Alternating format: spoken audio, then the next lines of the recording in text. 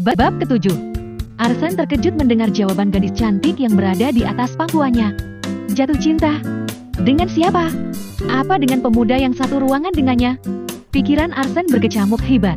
Antara rasa nyeri dan penasaran bercampur menjadi satu. Jatuh cinta?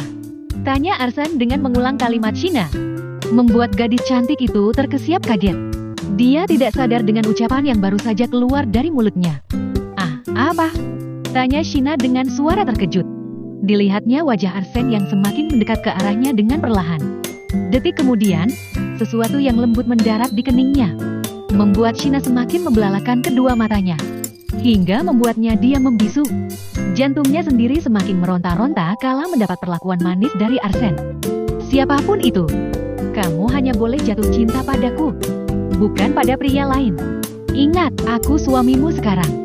Ungkap Arsen lirih setelah mendaratkan kecupan lembut di dahi Shina. Membuat Shina diam terpaku. Dia baru sadar jika pemuda tampan di sampingnya kini telah menjadi suami halalnya. Bukankah dia berhak menyentuh perut berbentuk six-pack itu? Seketika Shina menundukkan kepalanya malu saat menyadari otaknya mulai traveling kemana-mana. Bayangan perut Arsen yang berbentuk six-pack itu menari-nari di atas kepalanya. Shina, apa kamu masih ingin tetap duduk di sini? Tanya Arsen lirih. Wajahnya terlihat memerah karena menahan sesuatu. Rupanya adik kecilnya mulai rewel lagi. Terlihat meronta-ronta, ingin keluar. Refleks gadis cantik itu meloncat dari pangkuan Arsen. Maaf. Ujar Shina dengan wajah seperti kepiting rebus. Arsen menghela napas panjang begitu Shina meloncat turun dari pangkuannya. Wajahnya terlihat menahan sesuatu. Pandangan matanya menatap sayu ke arah gadis cantik di depannya. Wajar jika Arsen merasakan suatu keinginan. Dia pria normal dan berusia matang. Meskipun usianya terpaut 5 tahun di atas Shina. Shina sendiri hanya diam tertunduk malu. Wajahnya masih terlihat merah karena malu. Dekat dengan pemuda yang selalu diidam-idamkannya selama ini, membuat hatinya berdebar-debar. Lebih baik besok tidak usah masuk kerja. Lukamu belum sembuh. Cetus Arsen seraya menatap lekat Shina. Shina menggeleng perlahan.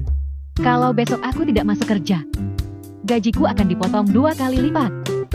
APPO? Teriak Arsen dengan suara terkejut. Membuat Shina berjingkat kaget. Refleks gadis itu memukul lengan pemuda tampan di sampingnya dengan kesal. Apaan sih teriak-teriak? Kaget tahu. Jerit Shina kesal. Benarkah itu? Tanya Arsen, memastikan pendengarannya sekali lagi. Shina mengangguk perlahan. Membuat wajah pemuda tampan di depannya berubah serius. Aturan dari mana itu? Siapa yang membuat aturan seperti itu? Tanya Arsen dengan suara dingin. Aku rasa itu aturan yang sudah lama. Sejak aku masuk kerja di sana setahun yang lalu, aturan itu sudah ada. Gaji akan tetap dipotong meskipun itu alasannya sakit. Terang Shina dengan wajah polosnya. Arsen menatap lekat gadis cantik di depannya. Dilihatnya telapak tangan gadis itu yang mulai terlihat kasar. Ada rasa terenyuh di hatinya.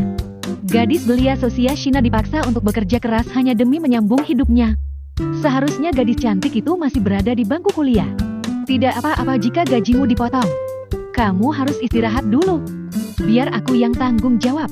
Ucap Arsen dengan suara lembut. Tidak. Aku harus masuk kerja. Kalau aku tidak masuk kerja selama 2 hari, bisa-bisa aku dipecat sama Pak Manajer. Kalau aku dipecat, terus aku kerja di mana? Aku yang hanya seorang lulusan SMA, sangat sulit mencari pekerjaan. Cerocos Shina panjang lebar. Membuat Arsen kembali membelalakan kedua matanya. Arsen menatap lekat Shina dengan hati berkecamuk. Banyak hal yang ada di pikiran Arsen saat ini. Namun intinya, sekarang Shina adalah tanggung jawabnya. Apa kamu ingin kuliah? Aku akan membayar semua biayanya. Ujar Arsen kemudian. Membuat Shina terkesiap. Dia tidak percaya jika ada seorang pemuda tampan yang rela mengeluarkan banyak uang untuknya. Apalagi biaya kuliah, tentunya itu tidak sedikit. Tidak. Aku tidak ingin merepotkanmu. Jawab Shina. Shina, sekarang kamu adalah tanggung jawabku. Aku yang akan membiayai semua kebutuhanmu. Kamu ingin kuliah di mana? Katakan, biar aku yang bantu daftarkan. Ucap Arsen dengan suara lembut. Namun Shina tetap menggelengkan kepalanya. Membuat Arsen semakin gemas dengan gadis cantik itu. Kalau begitu, besok aku yang akan mengantarmu berangkat kerja. Dilarang menolak. Cetus Arsen seraya bangkit berdiri. Shina hanya diam terkejut. Dia tidak percaya jika pemuda tampan itu mau mengantarnya berangkat kerja. Ah tidak, aku malu. Tolak Shina lirih dengan bangkit berdiri. Membuat Arsan memicingkan kedua matanya. Apa dia malu bersamaku? Atau takut kepergok pacarnya? Batin Arsan curiga. Kenapa malu? Tanya Arsan penasaran. Hatinya mulai bergemuruh menahan amarah. Masih teringat jelas bayangan lelaki muda yang memberikan perhatian pada Shina tadi siang. Aku hanya malu. Jawab Shina terbata. Semakin membuat Arsan gemas pada gadis cantik di depannya. Iya, malu kenapa? Tanya Arsan sekali lagi dengan membuang pandangannya ke arah lain. Bersiap menerima jawaban yang menyakitkan dari Shina. Karena kamu terlalu tampan buatku. Jawab Shina lirih, hampir tak terdengar. Kedua matanya menatap takut ke arah Arsan. Dik! Tiba-tiba jantung Arsan berdetak keras. Refleks pemuda tampan itu merengkuh tubuh Shina ke dalam pelukannya. Hatinya terasa menghangat saat mendengar jawaban gadis cantik itu. Kenapa kamu pandai sekali membuatku baper sih? Ujar Arsan seraya mendecup lembut kening Shina. Besok pagi aku akan tetap mengantarmu berangkat kerja. Dilarang menolak? Cetus Arsan, kemudian beranjak keluar dari kontrakan Shina. Belum sempat gadis cantik itu menjawab, Arsan sudah menghilang di balik pagar. Kenapa dia semakin membuatku jatuh cinta? Apakah aku pantas menjadi istrinya? Batin Shina dengan pandangan berkaca-kaca. Dilihatnya sosok pemuda tampan itu kembali ke dalam rumahnya, lalu menutup rapat pintunya. Sementara itu, Arsan memejamkan kedua matanya dengan bersandar di balik pintu. Dia mencoba meredakan detak jantungnya yang bertalu-talu. Baru kali ini dia merasakan sesuatu yang aneh setiap kali berdekatan dengan Shina. Apakah ini yang dinamakan cinta sesungguhnya? Kenapa rasanya berbeda ketika bersama Devita? Gumam Arsan lirih. Tiba-tiba Arsan tersenyum sendiri kala mengingat ucapan manis Shina. Hatinya kembali menghangat saat gadis polos itu mengungkapkan isi hatinya tanpa sadar. Aku harus memperjuangkannya. Ya, aku harus berjuang agar mama dan papa mau menerima Shina menjadi menantunya. Gumam Arsan dengan wajah serius. Di tempat yang berbeda, Shina mencoba merebahkan tubuhnya dengan hati gelisah. Perlakuan manis Arsan membuat jantungnya tidak bisa berhenti berdebar. Kenapa aku terus memikirkannya? Gumam Shina lirih dengan melamun.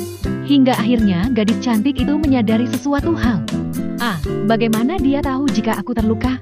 Apa ada yang memberitahu dia? Gumam Shina heran dengan bangkit dari rebahnya. Tiba-tiba, terdengar bunyi pesan masuk dari ponsel Shina. Bergegas gadis cantik itu meraih ponselnya yang tergeletak di atas meja. Tampak sebuah pesan muncul di layar ponsel. Membuat Shina sukses membelalakan kedua matanya. Andre, besok pagi aku jemput kamu berangkat kerja.